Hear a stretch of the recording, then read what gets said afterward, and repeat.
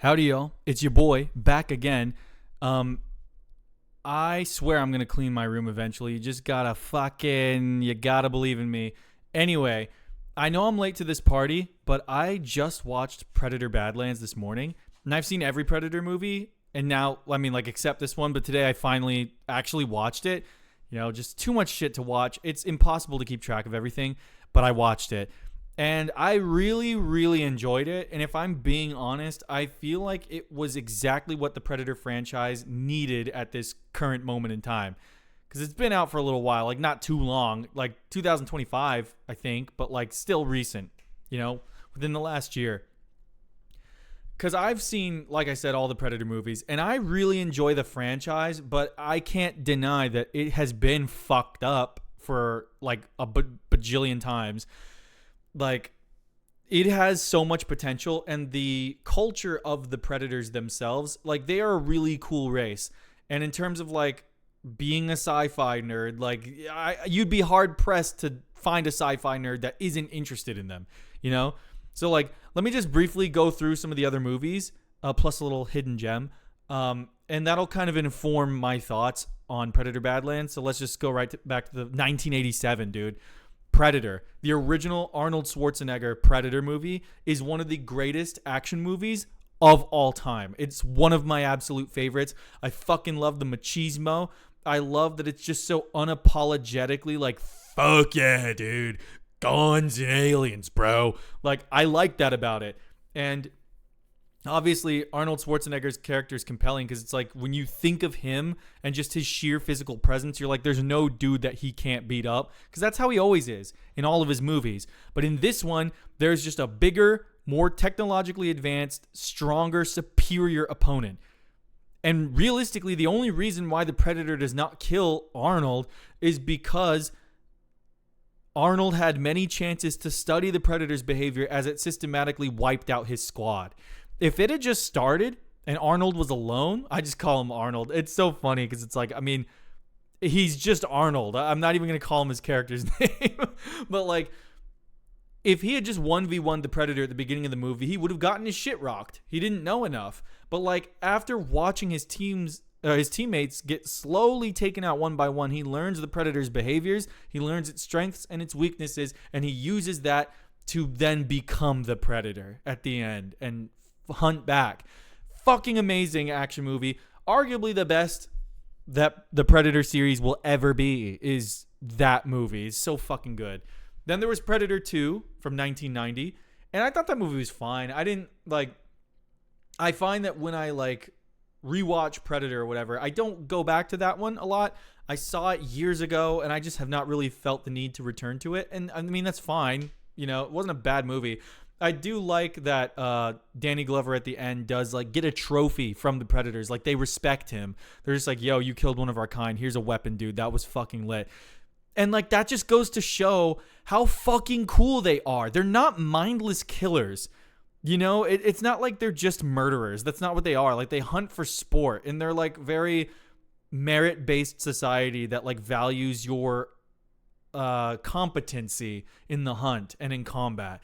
Like, they're just like, dude, fuck yeah. Like, we are aware that we're superior to you humans, and you killed one of us. That's worthy of respect. Here's a fucking flintlock pistol. See ya. Like, that's cool, man. And like, for that reason, that movie like will always kind of make me smile at the end. But yeah, I just don't think it's as good as the first one. Then we've got Alien vs. Predator from 2004. And I mean, yeah, we know these movies are cheesy, man. Like, I liked that it built the larger world of fusing Alien and Predator. I don't know what the consensus is if those are canon. They have to be, right? Because like the Wayland Corporation is like in other Predator movies, so that's got to be canon. I think, maybe. Who the fuck knows, man? I don't know. But like, I thought they were fun. I thought both the Predator, Alien vs. Predator movies were fun. So we'll include Alien vs. Predator Requiem in there too. Like, I did like that there was a Predator xenomorph. It's cool. Even if they fucking die. That's the thing. All the cool creatures in these movies fucking die. Like, in the first two Predator movies, the Predator dies. That's like the point. And then in Alien vs. Predator, the Predator that they endear you to, and like the fusion, the xenomorph fucking Predator fusion dies. All the little cool dudes die. It's like, fuck, that's always what I wanted as a kid. I wanted one of them to just survive and like go home with the humans, or like just live a life. Have like a fucking slice of life. Cozy fantasy with a human. You know what I mean? I don't know. Stupid. And like they're like, what would we gain by doing that? But like I always wanted them to live, man. But then we've got Predators from 2010. That's the one with like Adrian Brody and that whole squad of people who were like the most prolific killers on Earth, all sent to a different world where they were hunted by predators. And that one was fun. I thought it was better than Predator 2. I did. I don't know if that's a hot take or not, but I thought it was better than that. Not nearly as good as Predator 1, though. And, you know, obviously those are like impossible shoes to fill, but like I thought Predators was good. I don't have much to say about it because ultimately it was like I watched it. I enjoyed it for what it was the first time. But then for years after that, whenever I'd rewatch that movie, I would like have it on in the background while I was doing homework or like playing guitar or something. Like it was really exceptional background noise. Pretty good movie. Like, you know, it wasn't great or anything, but it's enjoyable for what it is. Then there's The Predator from 2018. Guys, we got to do something about these fucking names. Like, that movie fucking sucks balls, okay? I don't even think that's a hot take. I think everyone hates this movie. Matter of fact, I got the page opened up. Let's see what the fucking ratings on this shit are. IMDb rates it 5.3 out of 10. That's too generous. Rotten Tomatoes rates it 34%. And then Letterboxd rates it 2.1 out of 5. So yeah, not very good. That movie fucking sucked balls, man. And like, dude, there's this part. I know y'all know what I'm talking about if you've seen this movie. There is a part where that one human guy was built up to be like the human antagonist. You know how like there's like the alien one, the existential one, then there's like the more closer to home human one. He was like the squad leader or whatever. Fuck, man, I can't remember his name, and I'm not looking it up. But like, there was that part. I know you know what you even know where I'm going with this, where they're like out on the hunt trying to like fucking find the predator or whatever, and the dude's little predator laser thing shoots himself in the head. It's almost as if that actor didn't come back to finish the shoot, or they had like rewrites and they're like, fuck it, I don't feel like calling this dude back. We're just gonna have him kill himself randomly in a moment that's like 5 seconds of screen time, and it will never be addressed. The weirdest shit imaginable, dude. He like blows his fucking head off. No one ever talks about it. It's so weird, dude. It's so weird. That movie sucked. And then there was Prey from 2022. This one was pretty good. This one's pretty good. I would say so far that one was second best. Predator 1 is still the best, but that one was second best. I thought it was really cool. It did something different. Title's Prey, not Predator. So like, fuck, we can actually tell that movie apart. My God, you know? And obviously, you know, it was just cool to watch this woman like navigate a place where she was made to feel small, and she overcame like the greatest predator there was, you know, well, like not the greatest of their species. I just mean like the greatest hunter of like anything she could have conceived of, right? Because like, especially in the time that took place, there was nothing more threatening than a predator to her, you know? So like, that was really cool. It was just a solid movie. There's some dumb shit. There's always dumb shit where like the predator will like clearly have the human dead to rights, and they just throw him, like just drawing the fight out longer instead of just fucking killing them. And like the final boss fight, I did actually find kind of underwhelming the way she killed the predator. I was like, man, that predator is just stupid. Like, if this predator was more competent, this fight would have just been over in a quarter of the time. But just a lot of movies do that. I'm not saying these movies are perfect. The first one is, but it's like, yeah, I mean, the bar's kind of low for this franchise because they never do anything truly great with it. They always just make fucking schlock movies. But whatever. I thought Prey is probably the second best. And then there was Predator Killer of Killers. I fucked with this movie heavy, dude. I fucked with this one heavy. I am a sucker for animation. So like whenever something's animated and they allow it to be weird, I'm more willing to like give it a break, right? And Predator Killer of Killers, I watched it with my boys. I went over to my friend's house and we watched that in his loft. And man, that shit was fucking cool. Like, there's not a lot to say. It's not the deepest storytelling ever, but it's a damn good time. It's so fucking fun, and the action is sick. And seeing all the different types of predators, like you've got the Old Norse predator, you've got the like the World War I or World War II predator, and then like the pilot, and then you've got the fucking samurai predator. Like, dude, so fucking sick. Like, this was such wish fulfillment for longtime fans of the franchise. I've been a fan for as long as I can remember, because the movies started coming out before I was even fucking born. By the time I was born, we were already 2 movies deep, you know? So, like, I've just been a fan of this franchise my whole fucking life. And, like, finally something good to eat. We hadn't gotten something truly marvelous since 1987. And I wouldn't even be born for another 9 years. You know? So it's like, fuck. But, dude, yeah, that shit slapped. But real quick, before we get into the meat and potatoes of Predator Badlands, here's the hidden gem. Y'all remember the Aliens vs. Predator video game? The video game? I want to say that was like for the Xbox 360 console generation. So it would have been like Xbox 360, PlayStation 3. That game was fucking awesome. Like, for those of you who don't know, the story was just forgettable. That's not the point. That's not what we're here for. But for those of you who don't know, it was a first-person shooter multiplayer video game where you could play as either a predator, a xenomorph, or a colonial marine. And me and my brother and my friend Corey would play the fuck out of that game. And what was so amazing about it was that we all had a different race that we preferred. We naturally just slotted in. My brother preferred being a predator. He loved the advanced technology, and he loved the strength of being the predator. He felt like an apex predator, which is, you know, by design. That's the fantasy.